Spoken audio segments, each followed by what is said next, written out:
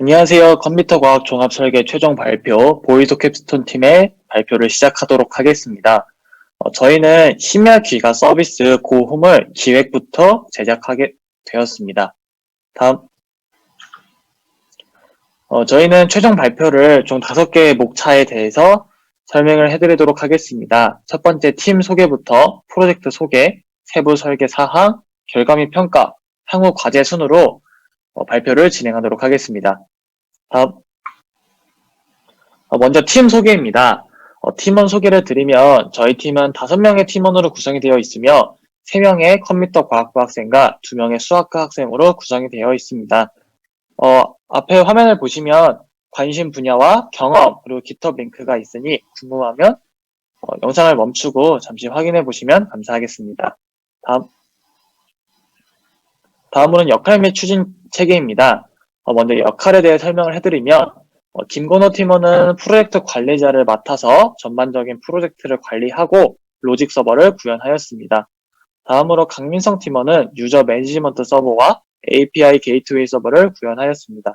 이상엽 팀원은 전체적인 문서 작성을 맡았고 AR을 구현하였습니다. 다음으로 최현웅 팀원과 홍천표 팀원은 같이 프론트엔드를 구현하였는데 저희는 안드로이드 네이티브 어플리케이션을 구현하였습니다. 다음, 추진 체계입니다. 저희 프로젝트는 크게 3가지로 나눌 수 있는데요. 프론트엔드, 백엔드, AR 3가지로 나눌 수 있습니다. 각각에 대해서 2명, 1명의 팀원이 맡아 프로젝트를 진행하였습니다. 프로젝트는 일주일의 스프린트를 가지며 매주 정기적인 회의를 통해 통합하는 시간을 가집니다. 이 통합하는 시간에서는 각각 날린 풀 리퀘스트를 확인하여 프로젝트 매니저와 조원들이 상호 간의 피드백을 통해서 수정사항을 수정하고 마스터 브랜치에 머지하는 과정을 거쳤습니다. 이러한 과정을 거쳐 지금까지 고홈이 완성되었습니다. 다음으로는 프로젝트 배경입니다. 먼저 왼쪽에 있는 데이터를 보면 교통수단 개선 필요성에 대한 설문인데 많은 사람들이 이동 시간을 감소하고 교통비가 감소하는 것을 발망하는 것을 확인할 수 있었습니다. 다음으로는 서울시 택시 요금의 가격에 대한 데이터입니다. 저희가 세육에 귀가를 하다 보면 마땅한 대중교통이 없어서 택시를 많이 타게 될 텐데 50% 정도의 인원들이 택시 요금을 비싸다고 생각하고 있었습니다. 다음으로는 따릉이에 대한 배경입니다. 따릉이의 시간별 이용 비율을 보면 새벽에도 따릉이가 존재하지만 이용률이 월등히 낮으며 기본적인 낮과 밤 시간에는 높은 이용률을 보였습니다. 특히 출근 시간인 9시와 퇴근 시간인 18시에 더 높은 이용률을 보이는 걸 봐서 사람들이 집으로 출퇴근할 혹은 등하교할 때 따릉이를 많이 사용하는구나라고 결론을 내릴 수 있었습니다. 그리고 이러한 따릉이의 이용 건수는 2015년도에 11만 건을 시작으로 계속해서 증가하고 있으며 현재도 증가 추세입니다. 다음. 그래서 저희는 프로젝트 목표를 다음과 같이 잡았습니다. 먼저 첫 번째로 따릉이를 통한 길찾기 제공, 두 번째로 AR을 통한 편한 길찾기 서비스 제공, 세 번째로 집에서 걱정하는 가족들을 위해서 위치 공유 서비스 등의 기능들을 프로젝트 목표로 삼아 프로젝트를 진행하였습니다. 다음으로 SWT 분석입니다. 저희는 각각에 대해서 조사를 진행하였는데요. 먼저 저희의 강점에 대해 말씀드리면 저희는 다른 서비스와는 다르게 따릉이와 엠버스, 대중교통을 섞어서 경로를 안내하게 됩니다. 이로써 시간을 단축할 수 있었고요. 다음으로는 길찾기가 어려운 사람들을 위해서 AR을 통해서 시각적으로 좀 유용하게끔 경로를 안내하고 있습니다.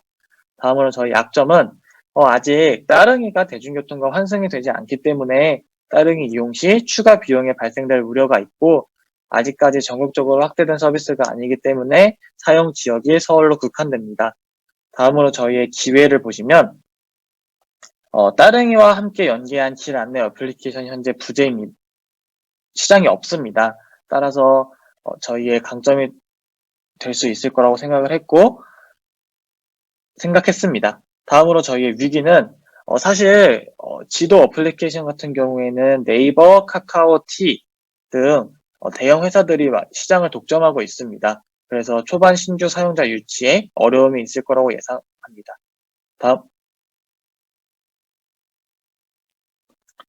다음으로 사용자 요구사항입니다. 저희는 요구사항을 다음과 같이 11개에 대해서 정리를 해봤는데요. 좀 중요한 요구사항들을 살펴보면 위치부터 목적지까지 최적의 경로를 얻을 수 있고 이를 AR을 통해서 경로 안내를 제공받게 됩니다. 그리고 저희가 내부 알고리즘의 속도가 적지 않게 걸리기 때문에 사용자가 불편을 느낄 수 있다고 생각을 하여서 클라이언트 어플리케이션의 로딩 시간과 통신 시간들에 대해서 중점 사항으로 삼았습니다. 다음으로 유저 케이스 다이어그램입니다. 저희는 두 개의 액터의 목록을 확인할 수 있었는데요. 첫 번째로 회원가입이 되어 있는 사용자 유저와 회원 정보, 경로 정보 등을 관리하는 서버를 두 개의 액터로 삼았습니다. 다음, 유저 케이스 목록에 대해서는 다음과 같습니다. 회원가입, 로그인, 추가적으로 본인의 집 정보를 포함한 회원가입, 그리고 본인의 집 정보를 포함하지 않은 회원가입, 막차 시간, 그리고 정보 갱신, 다음, 추가적으로 기타 등등의 유저 케이스들을 추출했는데 최종 보고서에 좀 더 자세히 적었으므로 궁금하신 분들은 최종 보고서를 확인해 주시면 감사하겠습니다. 다음, 저희 시스템 설계입니다. 소프트웨어 아키텍처에 대해 설명을 해드리면 유저는 프론트엔드인 안드로이드와 AR코어와 통신을 하게 되고 프론트엔드는 이제 백엔드, 장고와 노드로 구성되어 있는 백엔드와 통신을 하게 되며 저희 백엔드는 장고 같은 경우에는 MySQL을, 노드 같은 경우에는 몽고DB를 사용하였습니다. 그리고 저희는 좀 더 원활한 길찾기를 제공하기 위해서 또한 따릉이 정보들을 얻어내기 위해서 여러 오픈 API를 사용하였습니다. 다음, UI 플로우입니다. UI 플로우도 하나하나 설명을 드리기보다는 실제 저희 어플리케이션을 사용하면서 확인해 보시면 더욱 유익할 거라고 생각을 합니다. 다음, 네, 마찬가지로 자세한 설명을 생략하도록 하겠습니다. 다음, 다음으로는 저희 세부 설계 사항 중에서 세부 기술들에 대해서 간단하게 설명을 해드리도록 하겠습니다. 먼저 첫 번째로 마이크로 서비스 아키텍처라고 부르는 MSA입니다. 이 MSA란 큰 어플리케이션을 여러 개의 작은 어플리케이션을 나눠 만드는 아키텍처로서 몇 가지 장점을 가지게 됩니다. 빌드 및 테스트 시간을 단축할 수 있고 유연성을 높일 수 있으며 트래픽이 높은 서버에 특정 서버만 스케일링을 할 수 있으므로 굉장히 강점을 가지게 됩니다. 저희 프로젝트 같은 경우도 장고와 노드를 사용해서 각각의 서버를 분리하였습니다. 다음으로는 RESTful API입니다. 저희는 안드로이드 클라이언트와 방금 말했던 장고와 노드 서버가 통신하는 데 있어서 REST API 통해서 통신을 하였습니다. 이는 자원을 URI로 표시하고 해당 자원의 상태를 주고받는 것을 말합니다. 이를 통해 API 문서와 이 REST를 통해서 좀 더 원활하게 통신을 진행할 수 있었습니다. 다음으로 몽고DB입니다. 몽고DB는 NoSQL의 일종으로서 키별로 형태로 바이너리 제이슨으로 데이터를 저장하게 됩니다. SQL을 사용하지 않아 단순하고 대량의 데이터를 다루기 용이한데 저희 서비스 같은 경우에도 경로 데이터에 대해서 경로를 찾는 인설트 연산이 굉장히 많이 일어나기 때문에 몽고DB를 사용해서 좀 더 최적화하였고 중간에 캐싱하여 이제 몽고DB의 단점을 보완하였습니다.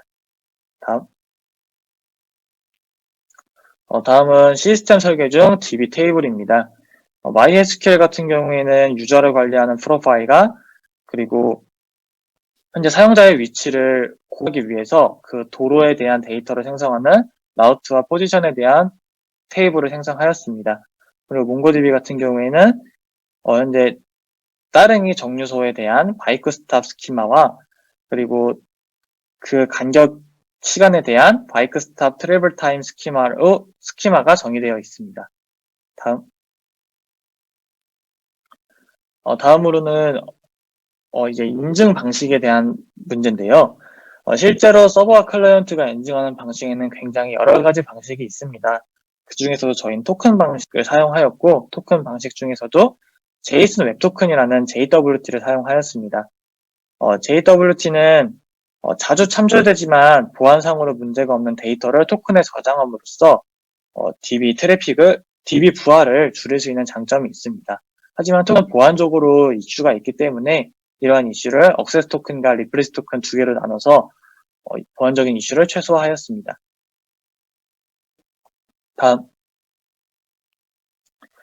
다음으로 이제 안드로이드가 서버와 통신하기 위해서 사용한 기술인데 여기서 레트로피스2라는 기술을 사용하였습니다. 이는 HTTP 통신 관련 기능을 빠르고 안전하게 개발할 수 있도록 해주며 타입 세이프 HTTP 클라이언트로 서로 다른 자료형을 사용하면서 일어날 수 있는 타입 에러를 최소화해주기 때문에 개발을 더 편하게 진행할 수 있었습니다. 또한 프래그먼트 레이아웃을 사용하였습니다. 이는 재사용 가능한 유저 인터페이스 부분으로 한 액티비티 안에 여러 프래그먼트를 배치할 수 있습니다. 저희는 몇몇 액티비티를 여러 개의 프래그먼트로 구성하여 액티비티 내에서 공유할 정보와 프래그먼트 내에서 사용할 정보를 분리하여 계층화하였고, 한 액티비티 안에서는 부드러운 화면 전환이 일어나게 하였습니다. 다음. 네, AR 관련 기술 설명드리겠습니다. 저희 프로젝트는 AR 구현을 위해서 AR 코어를 사용하였는데요. AR 코어는 증강현실 구현을 위해 구글에서 개발한 SDK이고, 유니티, 언리얼, 자바, 오픈GL 등과 연동됩니다. AR 코어 애플리케이션 개발에는 심폼 라이브러리가 사용되는데, 이것은 오픈GL 없이도 3D 모델을 사실적으로 쉽게 렌더링하기 위한 라이브러리입니다. 3D 모델 파일은 그 이미지 정보가 담긴 OBJ 파일과 재질 정보가 담긴 MTL 파일로 구성되며, 심폼에서 이를 활용하기 위해 이 파일들을 SFA 파일로 변환하여 사용합니다. AR 이미지를 회전시켜 원하는 방향으로 만들기 위해 쿼터니언 회전을 사용했습니다. 일반적인 회전 개념으로 사용되는 오일러 앵글은 X, Y, G축의 절대축을 기준으로 3차원 벡터를 통한 방향과 회전을 나타내는데, 한 축에 대한 회전이 다른 축을 함께 회전시킴으로써 짐벌락 문제가 발생합니다. 이를 피하기 위해 쿼터니언을 사용하여 회전을 표현합니다. 쿼터니언은 XYZ의 회전의 기준이 되는 벡터값과 그 벡터에 대한 회전 스칼라 값인 W를 사용해 총 4개의 값으로 표현됩니다. AR 코어에는 쿼터니언 회전 개념을 사용합니다. 다음은 AR 이미지를 생성하고 목표 방향으로 회전시키는 방법입니다. 먼저 기계의 카메라로 평면을 인식합니다. 인식한 평면 위에 이미지를 생성하기 위한 노드를 생성합니다. 그리고 그 노드 위에 미리 SFA 파일로 변환된 AR 이미지를 생성하게 됩니다. 이렇게 생성한 AR 이미지는 사용자가 향하는 방향을 가리킵니다. 이것을 우리가 원하는 방향으로 바꾸기 위해 두 단계를 거칩니다. 먼저 기기의 자기장 및 가속도 센서를 이용하여 현재 사용자가 향하고 있는 방위각을 계산하고, 계산된 방향의 역으로 이미지를 회전시켜 정북쪽을 향하게 합니다. 그리고 위도 경도로 표현되는 사용자의 위치와 목표 지점의 위치 간의 방위각을 계산하여 해당 각도만큼 회전시킴으로써 AR 이미지를 최종적으로 표현하게 됩니다. 다음으로 경로 탐색 알고리즘에 대해 설명드리겠습니다. 경로 탐색이란 사용자의 현 위치에서 목표 지점까지의 최적 경로를 탐색하는 것입니다. 사용자는 도보, 따릉이, 엠버스만을 이용하여 이동할 수 있다고 가정하겠습니다. 먼저 도보만을 이용한 경로 탐색입니다. 도보 경로는 Tmap API를 이용하여 구할 수 있습니다. 즉, 이것은 어렵지 않고 Tmap API를 한 번 호출합니다. 다음으로 따릉이를 이용하는 경로 탐색입니다. 따릉이를 이용한다는 것은 사용자의 현 위치로부터 따릉이 대여소까지 도보로 이동하고, 따릉이 대여소 간 구간은 따릉이로 이동하며 이후 목적지까지는 다시 도보로 이동하는 것을 뜻합니다. SK 오픈 API 소개 페이지에는 자전거 경로 탐색을 제공한다고 되어 있습니다만, 실제로는 그렇지 않습니다. 해당 API가 오래전에 서비스 제공이 중단되어 사용할 수 없었습니다. 타 API 서비스에서도 자전거 경로를 제공하진 않기 때문에 저희는 두 대여소를 경유하는 도보 경로를 탐색하고 따릉이 구간에 대해서만 소요 시간을 재계산하기로 했습니다. 그럼 이제 문제는 어떤 두 대여소를 선택해야 최적 경로를 얻을 수 있는가입니다.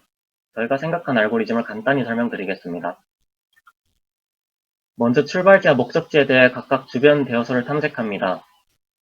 그리고 모든 가능한 대여소 쌍을 만들고 각 경로를 추출합니다. 예를 들면 그림과 같이 대여소 C와 E를 경유하는 경로가 있습니다. 우리는 이 경로가 3개의 구간으로 구성되는 것은 알지만 실제로 어떻게 생겼는지는 모르기 때문에 세 구간을 모두 직선 구간이라고 가정합니다. 여기 그림에서는 총 12개의 대여소 쌍을 경유하는 경로를 찾을 수 있습니다. 역시 각 경로에서 모든 구간은 직선입니다. 그리고 각 경로에 대해 소요 시간을 어림합니다. 모든 구간이 직선이기 때문에 구간의 길이만 알면 소요 시간을 어느 정도 어림할 수 있습니다. 그리고 어림된 시간이 제일 짧은 순서로 실제 경로를 구합니다. 이때 T맵의 도보 경로 탐색 API가 호출됩니다. 첫 번째 경로의 실제 경로와 시간이 나왔습니다. 첫 번째 경로의 실제 소요 시간이 2200이기 때문에 이보다 더 큰 어림 소요 시간을 갖는 경로는 탐색하지 않아도 됩니다. 왜냐하면 어림 소요 시간은 직선 구간을 기준으로 한 것이고 실제 경로는 이보다 짧을 수 없기 때문입니다. 마찬가지로 두 번째 경로에 대한 실제 경로와 시간을 구합니다. 실제 소요 시간이 2100이기 때문에 여기선 다섯 번째 경로는 탐색하지 않아도 됩니다. 그렇게 가능한 모든 경로를 탐색하여 실제 시간을 얻습니다. 그리고 이제 실제 시간이 제일 짧은 것을 최종 반환합니다. 이렇게 따릉이를 이용하는 경로 탐색도 알아보았습니다. 마지막으로 엠버스를 포함하는 경로 탐색 방법입니다. 엠버스 정류장 구간은 엠버스로 이동하고 그 외의 구간은 도보로 이동하거나 따릉이로 이동할 수 있습니다. 중간에 엠버스를 환승해야 할 수도 있고 환승 과정에서 도보나 따릉이를 이용해야 할 수도 있습니다. 하지만 환승 과정에서 따릉이는 제외하겠습니다. 그리고 엠버스 경로 탐색은 공식으로 제공되는 API가 없습니다. 그래서 저희가 직접 엠버스 데이터를 수집하여 만들어내는 것도 생각했는데 서울 열린 데이터 포털에 문의한 결과 토피스 엔진을 직접 호출하는 식으로 사용 가능할 것 같다고 답변해 주셔서 이리저리 알아보다 결국 토피스 엔진을 사용할 수 있게 되었습니다. 그럼 역시 어떤 두 엠버스 정류장을 선택해야 하는가가 문제입니다. 이건 따릉이 대여소를 선택하는 것과 마찬가지 방법을 사용합니다. 출발지와 목적지 주변의 정류장을 하나씩 선택해서 경로를 구성하고 모든 경로에 대해 어림된 시간이 짧은 순으로 실제 경로와 탐색합니다. 이렇게 엠버스를 포함하는 경로 탐색도 알아보았습니다. 이제 결과및 평가입니다. 저희는 로고와 포스터를 만들었습니다. 로고는 따릉이의 외관과 고홈의 영문명을 바탕으로 디자인했습니다. 저희 고홈 앱은 구글 플레이 스토어에서 다운받을 수 있습니다. 먼저 AR 기능을 사용하기 위해 구글 플레이 AR 서비스 앱을 설치해야 합니다. 이후 고홈 앱을 검색하셔서 설치하시면 되고 인터넷 연결 상태를 확인하신 후 앱을 실행하시면 사용하실 수 있습니다. 앱 실행 영상을 보시겠습니다.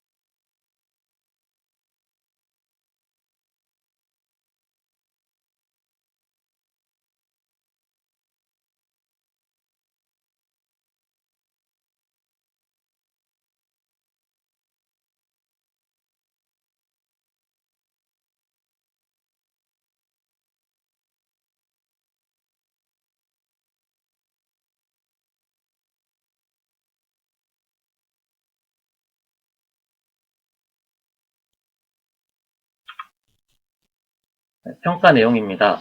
총 6가지 항목에 대해 평가했으며 모두 조건을 개발 목표를 달성했습니다. 특히 경로의 소요 시간이 꽤 차이가 났는데 아무래도 따릉이를 포함하다 보니 도보 시간이 크게 줄었고 몇몇 상황에서는 환승 횟수도 줄일 수 있었습니다.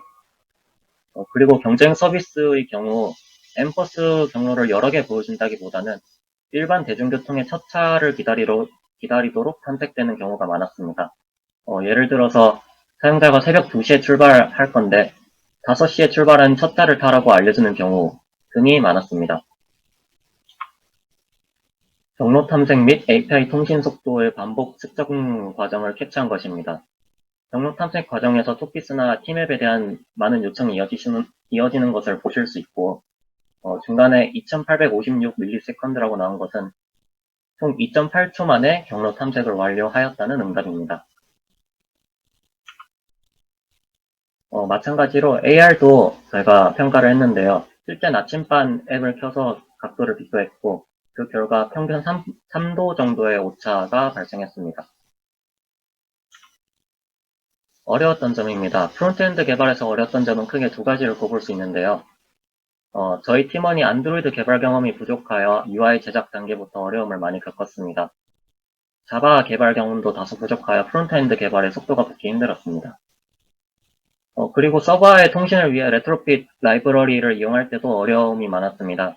안드로이드는 기본적으로 HTTPS 통신을 지원하는데 개발 당시에 서버가 HTTPS를 지원하지 않아서 테스트하기 위해서는 HTTP 통신을 사용해야만 했습니다. 이 문제의 해결 방법을 찾는 데 시간이 너무 오래 걸렸고 또 결국 안드로이드 매니페스트에서 보안 설정 내용을 변경함으로써 해결했습니다. 현재는 모든 서버가 HTTPS 통신을 지원하므로 문제가 완전히 해결되었습니다. 백엔드 개발은 경로 탐색 알고리즘 개발과 API 게이트웨이 서버 구현이 어려웠습니다. 경로 탐색 과정에서 티맵 API를 사용하는데 티맵 API는 1일 요청수 제한뿐만 아니라 초당 요청수 제한도 있었습니다. 안내 페이지에는 초당 요청 제한에 대한 설명이 없어서 대처하기 쉽지 않았습니다. 개발자 포럼을 뒤져보다가 결국 초당 2회 제한임을 알아내었고 대응했고 이 과정에서 개발 및 테스트에 차질이 좀 많이 생겼습니다. 또한 티맵 API의 개발 가이드도 내용이 많이 부실했고 아직 API 자체가 개선해야 될 점이 많아서 사용하기가 많이 힘들었습니다. 그리고 SK 오픈 API 페이지에는 자동거 경로 탐색도 지원한다고 적혀있지만 실제로는 해당 서비스가 종료된 상태라서 경로 탐색 기능의 개발 기간이 예상치 못하게 많이 길어졌습니다. 자동거 경로 탐색 방법을 직접 개발하고 테스트 그리고 검증을 해야 해서 꽤 많은 시간이 추가로 소요되었습니다. 또한 엠버스를 지원하는 경로 탐색 API가 없는 것도 큰 어려움이었습니다. 엠버스에 대한 모든 데이터를 바탕으로 그래프로 표현하여 직접 경로 탐색을 하는 방법도 생각했지만 당장의 개발과 테스트를 위해 임시 방편으로 일반 버스에 대해서 먼저 개발을 진행했고 이 과정에서 오디세이라는 업체의 API도 잠시 사용했습니다. 이후 토피스 엔진을 직접 호출하는 방법을 적용해서 문제를 해결했습니다. 그리고 API 게이트웨이 서버를 구현할 때 사용자 인증 수단으로 JSON 웹 토큰을 사용합니다. 근데 여기서 액세스 토큰과 리프레시 토큰에 대한 이해 구현, 그리고 테스트 과정이 난이도가 꽤 높아서 예상보다 개발 기간이 많이 길어졌습니다.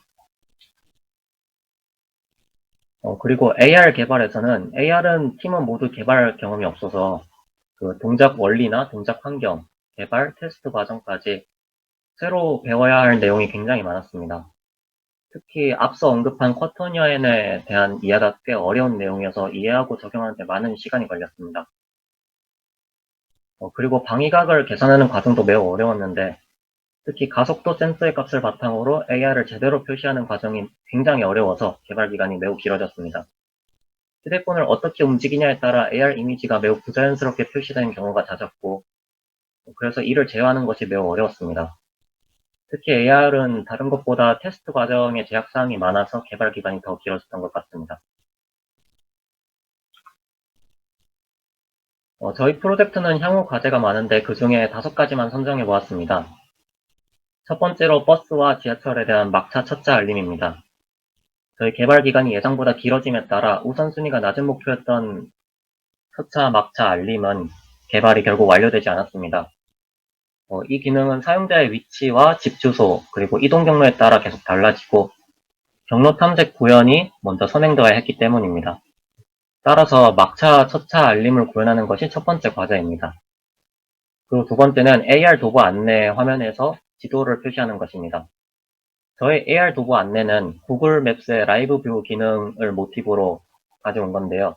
라이브 뷰가 국내에서는 사용이 불가합니다. 그래서 저희는 해당 문제를 해결하고 AR 도보 안내의 실용성을 검증하고자 AR 도보 안내를 만들게 되었는데, 라이브 뷰에서는 실제로 지도상 경로도 함께 하단에 띄워줌으로써 더 효과적으로 경로 안내를 제공합니다.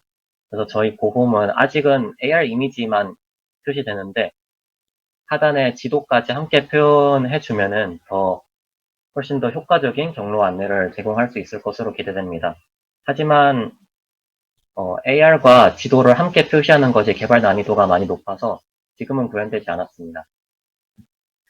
세 번째로는 외부 독립적인 버스 경로 탐색 알고리즘의 작성입니다. 현재 저희가 설명드렸다시피 저희 버스 경로 탐색은 토피스 엔진을 직접 호출하여 구현하고 있습니다. 하지만 이 엔진이 공식적으로 제공되는 것은 아니기 때문에 그 품질이 매우 좋지 않습니다. 특히 요청에 대한 응답 속도가 적게는 수십 밀리세컨드에서 많게는 수만 밀리세컨드에 달할 정도로 매우 상이합니다. 따라서 버스 경로 탐색 과정에서 토피스의 오존성을 줄이거나 아예 없앨 필요가 있습니다. 이를 위해서는 직접 엠버스 데이터를 가공하고 연산하여 최적 경로를 빠르게 탐색하는 알고리즘을 직접 개발해야 할 것입니다. 네 번째로는 HTTP2 통신입니다. 이 통신은 헤더 압축이나 서버 푸시 등의 기능을 지원합니다. 고홈의 위치 공유 기능 등에 사용되면 통신량과 지연을 굉장히 낮출 수 있어서 통신 효율을 크게 늘릴 수 있을 것으로 기대됩니다. 마지막으로 더 자세한 위치 공유 기능입니다. 현재 저희가 개발한 위치 공유 기능은 개발 일정 조율 등의 사유로 인해서 현 위치만 공유됩니다.